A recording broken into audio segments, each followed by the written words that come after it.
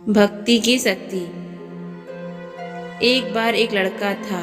वह सारा दिन भगवान की भक्ति में लगा रहता, साधु संतों की सेवा करता था, लेकिन कोई काम धंधा नहीं करता था।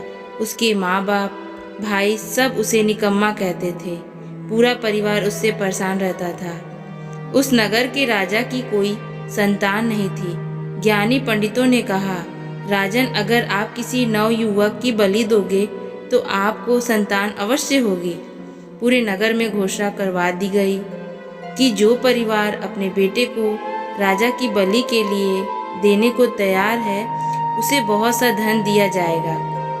यह खबर उस लड़के के परिवार तक पहुंची। परिवार ने सोचा, कोई काम धंधा तो करता नहीं, हमारे किसी काम का नहीं, इसी को राजा के पास भेज देते हैं और धन से आने वाली पीढ़ियों की भी आर्थिक हालत सुधर जाएगी। लड़के को राजा के पास बलि के लिए भेज दिया गया। अगले दिन उसकी राजा ने लड़के से उसकी अंतिम इच्छा पूछी। उसने कहा, अंतिम इच्छा में मुझे थोड़ी मिट्टी चाहिए। लड़के को मिट्टी दे दी गई। उसने उस मिट्टी के 4 ढेर लगाए। उनमें से 3 को तोड़ दिया और एक ही रहने दिया। यह सब करने के बाद उसने राजा से कहा, अब आप मेरी बलि दे सकते हैं। राजा ने कहा कि पहले तुम बताओ कि तुमने पहले 3 ढेर क्यों तोड़े और आखिर क्यों छोड़ दी।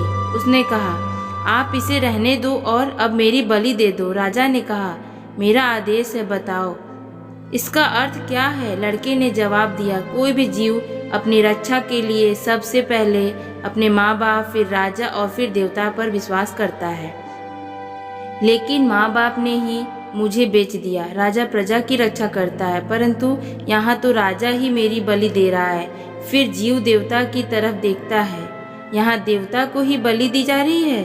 अंतिम ढेर परमात्मा की है। मुझे अब भी उन पर विश्वास है, इसलिए मैंने उस ढेरी को नहीं तोड़ा। मुझे विश्वास है कि वो अपने भक्त की रक्षा जरूर करेंगे। यह सुनकर राजा का मन बदल गया। उसने सोचा, यह नौजवान तो बहुत समझदार हुए। उसने बलि का विचार त्याग दिया, उस लड़के को ही अपना पुत्र बना लिया और उसे अपना उत्तराधिकारी घोषित कर दिया। लड़के को ईश्वर के प्रति अटूट विश्वास का फल प्राप्त हुआ। Please like, share and subscribe my YouTube channel.